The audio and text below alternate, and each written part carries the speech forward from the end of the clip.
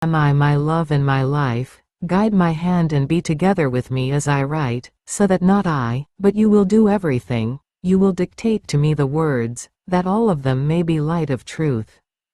Do not permit that I put anything from myself, but rather, let me disappear, so that you yourself may do everything, and the honor and the glory may be all yours.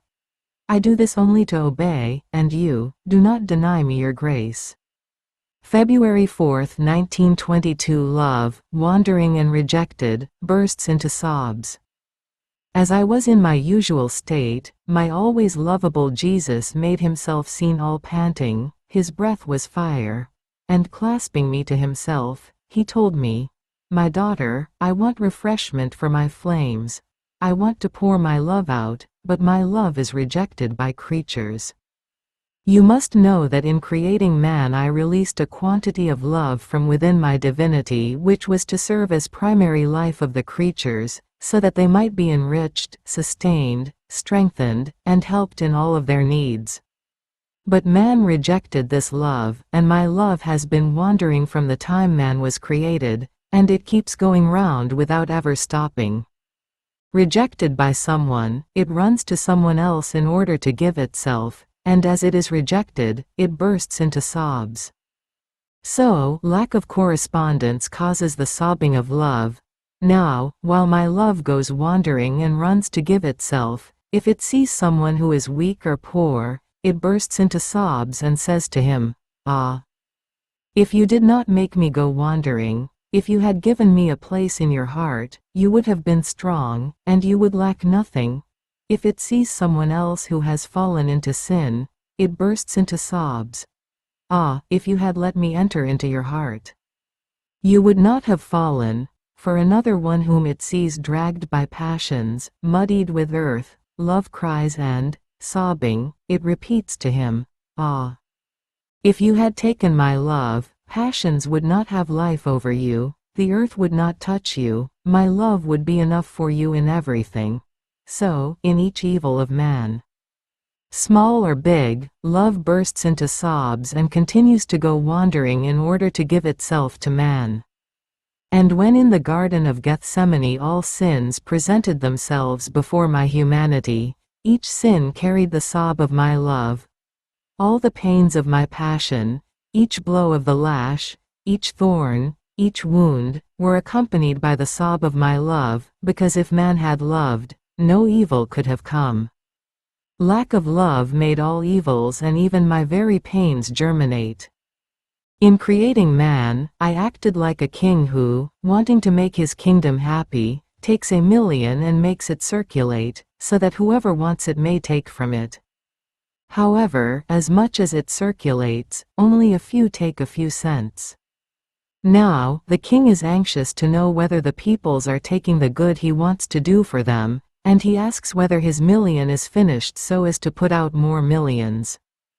But he is answered, "Majesty, just a few cents." The king feels sorrow in hearing that his people is not receiving his goods, nor does it appreciate them. So, going out into the midst of his subjects, he begins to see some covered with rags, some sick, some starving, some shivering with cold, some homeless. In his sorrow, the king bursts into sobs, and says, "Ah, had they taken my money I would see none of them dishonoring me, covered with rags, but rather, well dressed. Nor would I see them sick, but healthy. I would see no one on an empty stomach and almost dead from starvation, but full. Had they taken my money, no one would be homeless, they could have very well built themselves a room in which to take shelter. In sum, for each misfortune he sees in his kingdom, he has a sorrow, a tear, and he cries over his 1,000,000 which the ingratitude of his people rejects. However, the goodness of this king is so great that, in spite of all this ingratitude, he does not withdraw this 1,000,000, he lets it continue to circulate, hoping that other generations may take the good which others have rejected, so that he may receive the glory of the good which he has done for his kingdom. So I do. I will not withdraw my love which has been released, it will continue to go wandering. Its sobbing will last still, until it finds souls who would take this love of mine up to the last cent, so that my crying may cease, and I may receive the glory of the dowry of love which I released for the good of creatures. But do you know who are the fortunate ones who will make the sobbing of my love cease? The souls who will live in my will. They will take all the love rejected by the other generations. By the power of my creative will, they will multiply it as much as they want, and for as many creatures as have rejected it. Then will my sobbing cease, and the sob of joy will take its place, and love, satisfied, will give to these fortunate ones all the goods and the happiness which the others did not want. February 9, 1922. The tortured body of Jesus is the true portrait of the man who commits sin.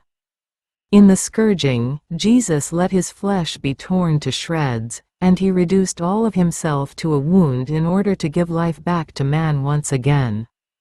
Finding myself in my usual state, I was following the hours of the Passion, and while I was accompanying my sweet Jesus in the mystery of his painful scourging, he made himself seen all skinned. His body was stripped, not only of his garments, but also of his flesh. His bones could be counted one by one. His sight was not only harrowing, but horrible to look at, such as to strike fear, fright, reverence, and love at the same time. I felt mute before such a harrowing scene. I too would have wanted to do who knows what to relieve my Jesus, but I could do nothing. The sight of his pains gave me death, and Jesus, all goodness, told me, "My beloved daughter, look well at me, that you may know my pains in depth." My body is the true portrait of the man who commits sin. Sin strips him of the garments of my grace, and I let myself be stripped of my garments so as to give them back to him once again. Sin deforms him, and while he is the most beautiful creature that came out of my hands, he becomes the ugliest one, disgusting and repugnant. I was the most beautiful of men, and I can say that, in order to give beauty back to man, my humanity took on the ugliest form. Look at me, how horrid I am. I let my skin be ripped off by dint of lashes, to the point that I could no longer recognize myself. Not only does sin take beauty away, but it forms deep wounds, rotten and gangrenous, which corrode the most intimate parts of him. They consume his vital humors, so everything he does are dead, skeletal works. They snatch from him the nobility of his origin, the light of his reason, and he becomes blind. And I, in order to fill the depth of his wounds, let my flesh be torn to shreds. I reduced all of myself to a wound, and by shedding my blood in rivers, I made the vital humors flow in his soul, so as to give life back to him once again. Ah, had I not had the fount of the life of my divinity within me, which, since my humanity died at each pain that they gave me, substituted my life, I would have died from the very beginning of my passion. Now, my pains, my blood, my flesh which fell off in shreds, are always in the act of giving life to man. But man rejects my blood so as not to receive life.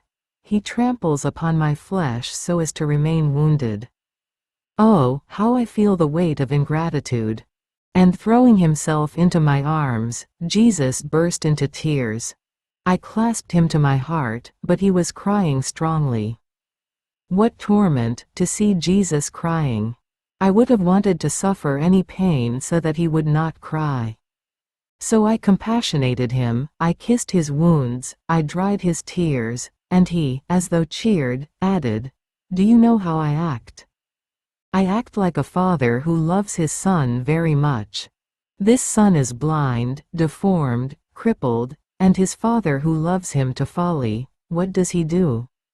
He plucks his own eyes out, he cuts his own legs, tears his own skin off, and gives everything to his son, saying, 'I am happier to remain blind, crippled, deformed myself, as long as I see that you, my son, can see, can walk, and are beautiful.'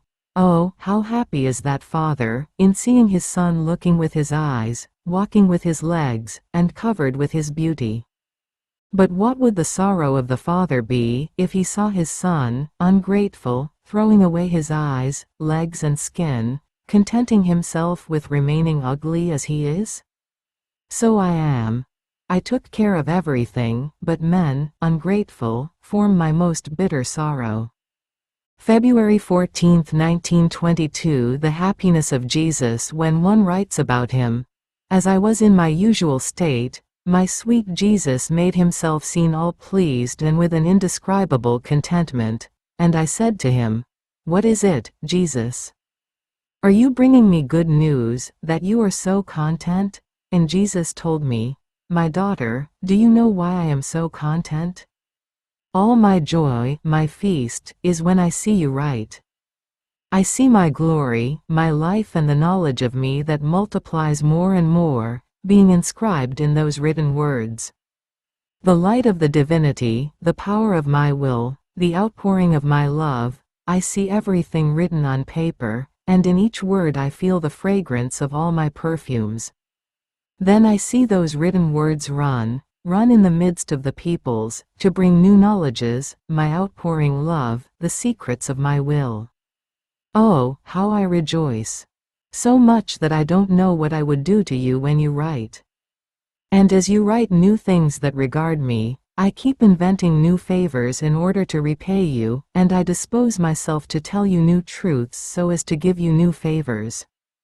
I have always loved more and reserved greater graces for the ones who have written about me, because they are the continuation of my evangelical life, the spokesman of my word. That which I did not say in my gospel, I reserved to say to those who would write about me. I did not finish preaching at that time. I must preach always, as long as the generations will exist. And my love, to write the truths that you tell me is a sacrifice. But the sacrifice becomes harder, and I almost feel no strength to make it, when I am obligated and when they force me to write of my intimacies between you and me, and of things that regard me.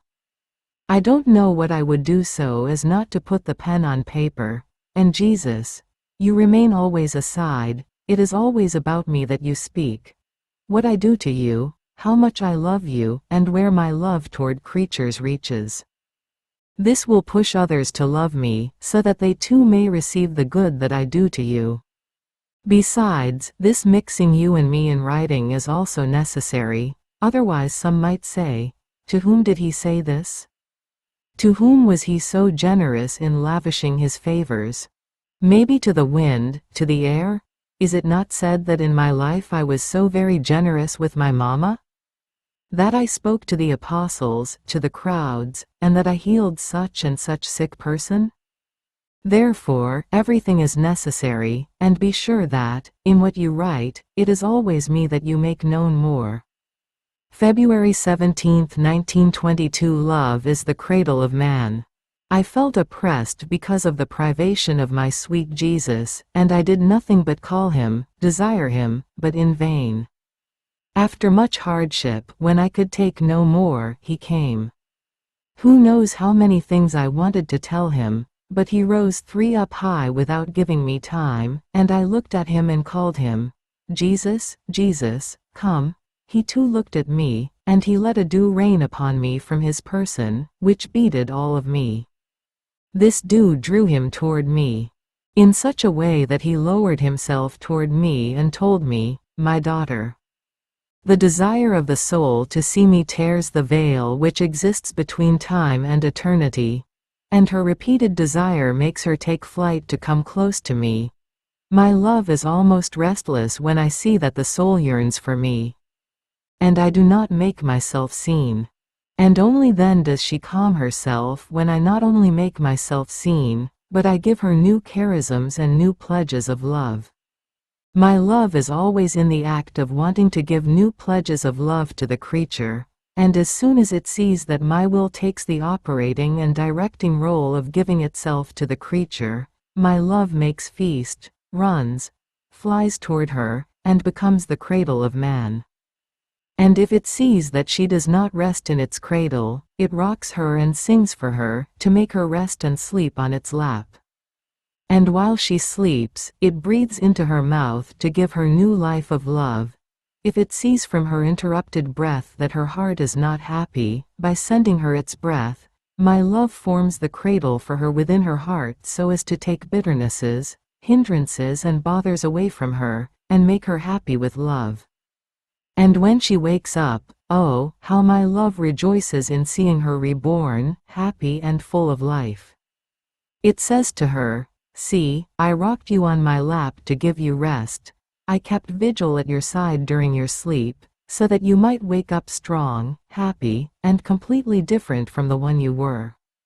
Now I want to be a cradle for your steps, for your works, for your words, for everything. Think that you are being rocked by me, and place your love in the cradle of my love, so that, identifying ourselves with each other, we may make each other happy. Be careful not to put anything else, otherwise you will sadden me, and will make me cry bitterly. My love is that which comes closest to man, even more, it is the cradle in which he was born, although everything is in harmony in my divinity, just as the members are in full harmony with the body. Even though the intelligence takes on the directing role, in which the will of man resides, if he does not want, one can say that the eye does not see, the hand does not work, the foot does not walk. On the other hand, if he wants, the eye sees, the hand works, the foot runs, all members place themselves in accord. The same with my divinity. My will takes on the directing role, and all the other attributes place themselves in full harmony in order to follow what my will wants. Therefore, wisdom, power, science, goodness, etc., concur. And since all of my attributes, although distinct among themselves, live in the fount of love and overflow with love, this is why, while it is love that runs, acts and gives itself, all of my other attributes concur with it. Furthermore, that which is most necessary to man is love. Love is like bread for the natural life. One can do without science, power, wisdom, or at most, these are things which one wants in time and circumstance. But what would one say if I had created man and did not love him? Besides, why create him if I were not to love him? It would be a dishonor for me, and a work unworthy of me, who can do no other thing but love. And what would happen to man if he did not have an origin of love and could not love? He would a brute, and unworthy even to be looked at. Therefore, love must run in everything. Love should run in all the human actions, just as the image of the king circulates in the currency of a kingdom. And if the coins are not marked with the image of the king, they are not recognized as currency. In the same way, if love does not run in a work, it is not recognized as my work. February 21, 1922. Love makes one die and live continuously, to give life to the beloved and form one single life. Continuing in my usual state, my always adorable Jesus, on coming, told me, "My daughter, my love toward the creature made me die in every instant." The nature of true love is to die and live continuously for the beloved. The love of wanting her with oneself makes one feel death, and causes a martyrdom, perhaps of the most painful and prolonged. However, love itself, stronger even than death, gives one life at the very instant in which he dies, but to do what? To give life to the loved one, and form one single life with her. Those flames have the virtue of consuming one life to fuse it within the other. This is precisely the virtue of my love, to make me die, and form many seeds from my consummation, to place them in the hearts of all creatures, so as to make me rise again and form with them one single life with me. Now, you too can die, who knows how many times for love of me, and maybe in every instant.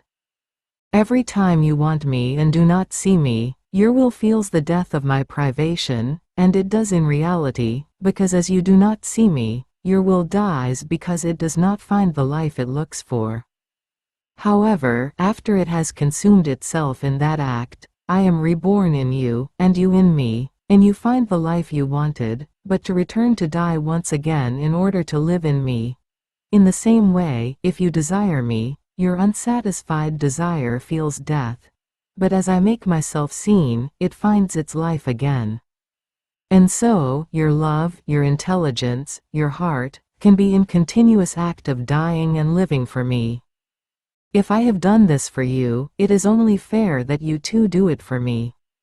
February 24, 1922. The cross of one who lives in the divine will become similar to the cross of Jesus. For as I was in my usual state, my always adorable Jesus made himself seen in the act of taking up his cross and placing it on his most holy shoulders, and he told me, "My daughter." When I received the cross, I looked at it from top to bottom, to see the place that each soul would take in my cross, among so many of them. I looked with more love and I paid a more special attention to those who would be resigned and would live in my will. I looked at them, and I saw their cross, long and large just as mine, because my will made up for all that their cross lacked, making it longer and larger like mine. Oh, how your long cross stood out! So very long because of many years of bed, and suffered only to fulfill my will. My cross existed only to fulfill the will of my celestial Father, and yours, to fulfill my will. One gave honor to the other, and since both of them had the same measure, they blended together. Now, my will has the virtue of softening hardness, of soothing bitterness, of extending and enlarging short things. So, when I felt the cross upon my shoulders, I felt the softness and the sweetness of the cross of the souls who would suffer in my will. Ah! My heart heaved a sigh of relief, and the softness of the crosses of these souls made my cross adapt to my shoulders, sinking too much into it as to make me a deep wound, and although it gave me a sharp pain, I also felt the softness and the sweetness of the souls who would suffer in my will. And since my will is eternal, their suffering, their reparations, their acts, ran within each drop of my blood, in each wound, in each offense. My will made them be as though present at the offenses of the past, from the moment the first man sinned up to the present and future offenses. They were the ones who returned to me the rights of my will, and for love of them, I decreed redemption. And if others enter into it, it is because of these souls that they partake in it. There is no good I concede, either in heaven or on earth, which is not because of them. February 26, 1922. How Jesus covered us with beauty in redemption. I was thinking about the great good that Jesus has done to us by redeeming us, and he, all goodness, told me, "My daughter, I created the creature beautiful, noble, with eternal and divine origin, full of happiness and worthy of me. Sin ruined him from top to bottom, it made him decay from his nobility, it deformed him, and rendered him the most unhappy creature, unable to grow, because sin stopped his growth and covered him with wounds, such as to be repugnant to the mere sight. Now, my redemption ransomed the creature from sin, and my humanity acted just like a tender mother with her newborn baby. Since there is no other food with which she can give life to her baby, she opens her breast and attaches her baby to it, and from her own blood, converted into milk, she administers to him the nourishment to give him life.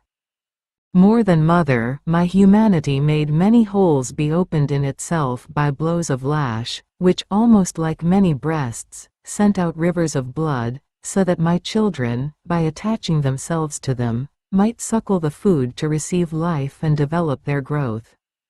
With my wounds I covered their deformities, rendering them more beautiful than before. And if, in creating them, I made them like clearest and noble heavens, in redemption I adorned them, studding them with the most refulgent stars of my wounds so as to cover their ugliness and make them more beautiful. To their wounds and deformities I attached the diamonds, the pearls, the jewels of my pains in order to hide all their evils and clothe them with such magnificence as to surpass their state of origin. Therefore, it is with reason that the Church says, "Fortunate fall, because with sin came redemption, and my humanity did not only nourish them with its blood, but clothed them with its own person, and adorned them with its own beauty. But now my breasts are always full to feed my children." What will not be the condemnation for those who do not want to attach themselves to them to receive life, to grow and to have their deformities covered? March 1, 1922. Jesus is chained by the soul who does his will, and the soul by him. I was very afflicted because of the privation of my sweet Jesus. Then, after much hardship, he came, and from his wounds he made his blood flow over my breast and around my neck. As those drops of blood fell upon me, many brightest rubies were formed, which formed the most beautiful ornament. Jesus looked at me and told me, "My daughter, how well does the necklace of my blood suit you, how it embellishes you. Look, you yourself, look how beautiful it makes you appear." And I, a little huffy because he had made me wait for so long before coming, told him, "My love and my life, oh, how I would love one of your arms clasped around my neck as necklace. This, yes, would delight me, because I would feel life and I would cling to it so tightly that I would let you escape no more. Your things are beautiful, it is true, but as you detach them from yourself, I do not find you, I do not find the life, and in spite of your things, my heart raves, agonizes, bleeds with pain, because you are not with me. Ah! If you knew in what torture you put me when you do not come, you would be very careful not to keep me waiting for so long." And Jesus, all moved, surrounded my neck with his arm, and taking my hand in his, added, I know how much you suffer, and to make you content, here is my arm around your neck as necklace. Aren't you happy now? Know that I cannot do without making content one who does my will. Because as she breathes, she forms the air of my volition 5 around me, in such a way that she not only surrounds my neck, but my whole life. I remain as though chained and hampered by the soul within the very strength of my will. But this is far from displeasing to me, on the contrary. Because of the great contentment I feel, I hamper and chain her. If you cannot be without me, it is because of my chains, my shackles, which hold you so tightly that one moment without me is enough to give you a martyrdom of the most painful. There is nothing that equals it. Poor daughter, you are right. I will take everything into account, but I do not leave you, rather, I enclose myself in you in order to enjoy the air of my volition, which you yourself form for me. In fact, the air of my will is your heartbeat. Your thought, your desire, your motion, and in this air I will find my support, my defense, and the most beautiful rest upon your breast. March 3, 1922. The celestial farmer sows his word. Continuing in my usual state, my sweet Jesus came, but without saying anything, all taciturn and afflicted to the summit. And I, what is it, Jesus, that you don't speak? If you are my life, your word is my food, and I cannot fast. I am very weak, and I feel the continuous necessity of food in order to grow and maintain myself strong. And Jesus, all goodness, told me, my daughter, I too feel the necessity of some food, and after I have nourished you with my word, that same word, chewed by you, being converted into blood, makes food for me germinate. And if you cannot fast, neither do I want to fast. I want the return of the food that I gave you, and then I will come back again to nourish you. I feel very hungry, hurry, let me satisfy my hunger. I remained confused, and I didn't know what to give him, since I have never had anything, but Jesus, with both hands, took my heartbeat, my breath, my thoughts, affections and desires, which had turned into many little globes of light, and ate them, saying, This is the fruit of my word. These are my own things, it is just that I eat them. Then he seemed to take a little rest, and afterwards he added, my daughter, now it is appropriate that I get down to work again, to work the soil of your soul, so as to be able sow the seed of my word with which to feed you. I act like a farmer when he wants to sow in his field. He forms little trenches, makes the furrows, and casts the seeds into them.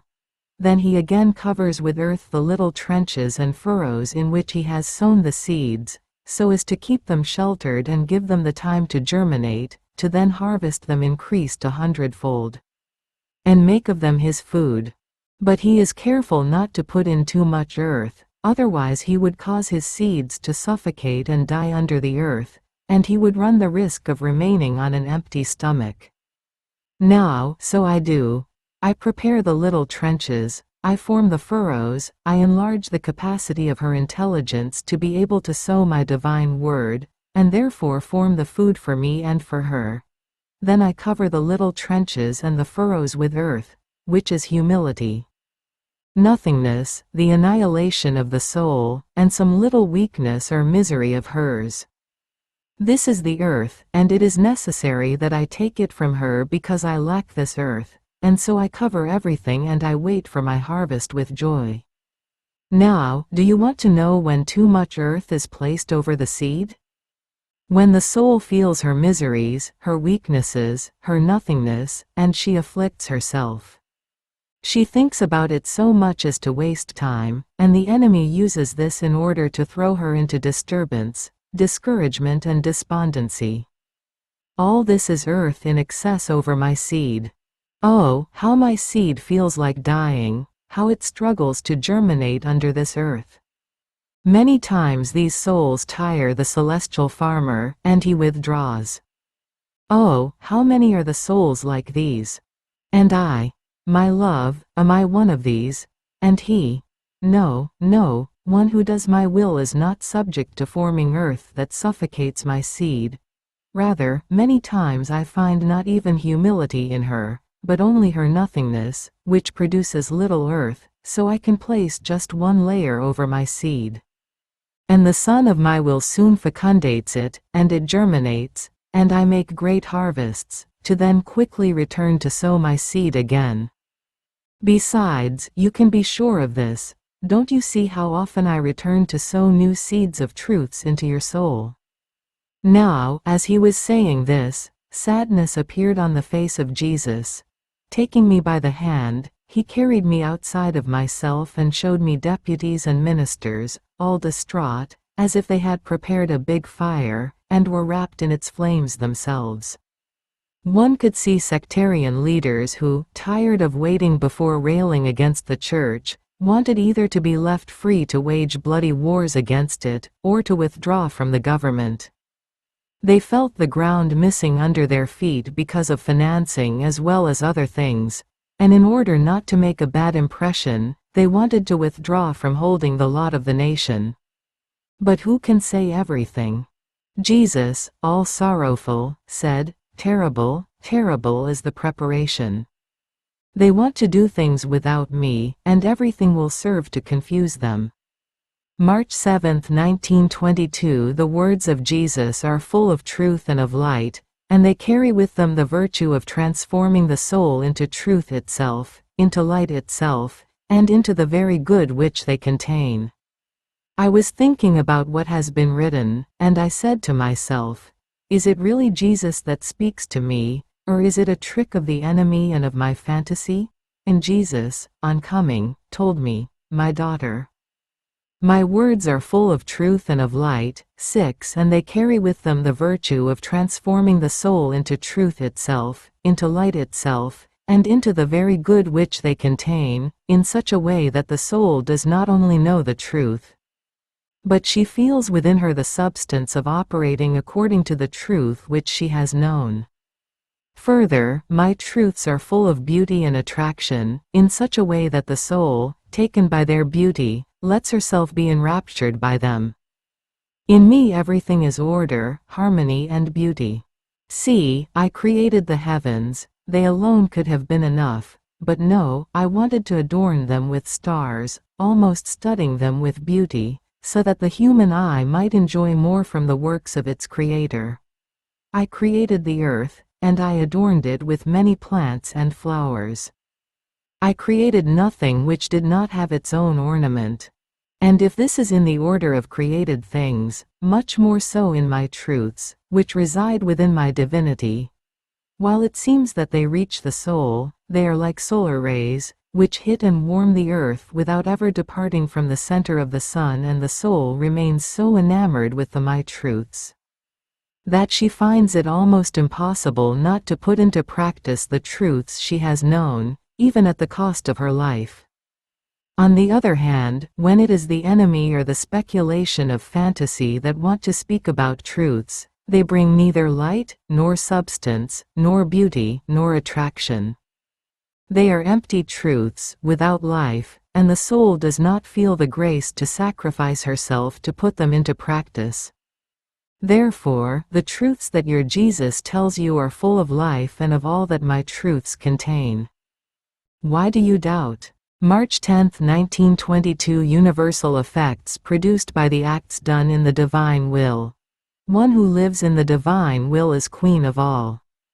I was doing the hours of the Passion and, according to my usual way, I was pouring myself into the holy will of God, offering them for the good of all, but my will, as though wanting to appropriate them, very often would say, "My Jesus, in a special way for help, relief and liberation of this soul," and my sweet Jesus, reprimanding me, told me, "My daughter, everything that one does in my will is like sun that diffuses to all, and as one prays in my will, offering my blood, my pains, my wounds, these convert into as many rays of light which diffuse to all. They descend rapidly into the deepest prison of purgatory and turn their pains and darkness into light. Therefore, it can be the same for everyone, and if there may be a difference, it can never be on the part of the one who gives, but of those who receive, according to the dispositions of each one. It happens as to the sun, which gives light to all equally. It hits and warms one point of the earth just as any other. But who profits from this? Those who work. Which land produces fruit? That in which seeds have been sowed. Any other land, in spite of the light of the sun, remains infertile. Therefore, distinctions do not exist in my will. By itself, it runs, it diffuses, and wants to give itself to all. Whoever wants, can take of it. I remained afflicted on hearing this, and Jesus added, "Ah! You would like to act like the sun, if it wanted to concentrate its light and its heat in one point more strongly, to be able to warm it and illuminate it so much as to convert that point into the sun itself, while it continues its regular course over all other things." And I, yes, it's exactly this. It is the weight of gratitude that pushes me to this. Jesus smiled in hearing me, and he continued, "If this is the case, then go ahead and do it. But you must know that since my will dominates everything, is everywhere, sustains everyone, is known in heaven, on earth and even by demons, there is no one who can oppose it. In the same way, the soul who does my will must dominate everything, be everywhere, sustain everything, and I want her to be known by all. And I, my love, I am known by no one. And he, how is it, you are known by no one?